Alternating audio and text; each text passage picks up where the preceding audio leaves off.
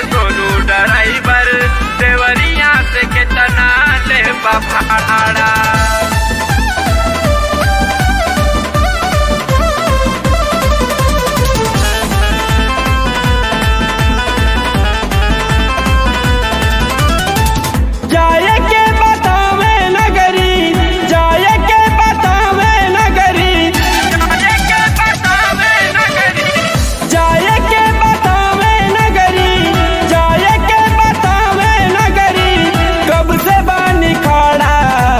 Sonu driver Deoria से कितना ले भाड़ा।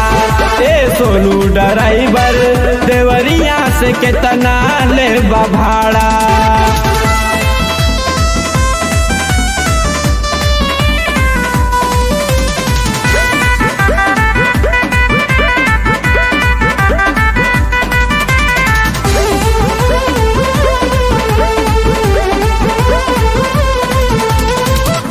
दर्शन करे के बाटे होखता देरी, चल चला गाड़ी लेके पूजा के बबेरी।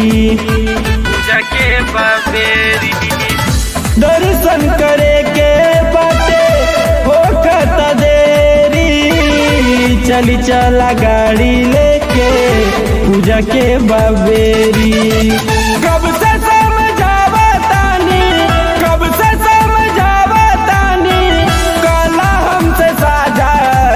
सोनू ड्राइवर सोनू ड्राइवर देवरिया से कितना ले भाड़ा।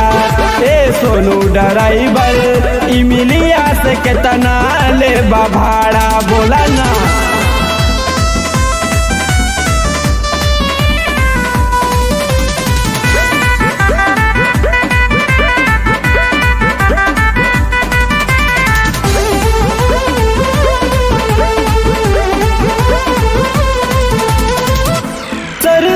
मन के हमरो ईद पुरादा, मैया के दर्शन चल के जल्दी करा दा।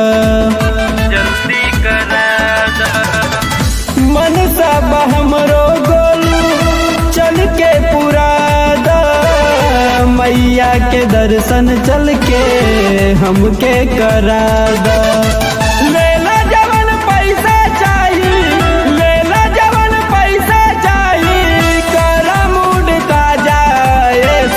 ड्राइवर सोनू ड्राइवर देवरिया से कितना ले भाड़ा। सोनू ड्राइवर इमिलिया से कितना ले भाड़ा।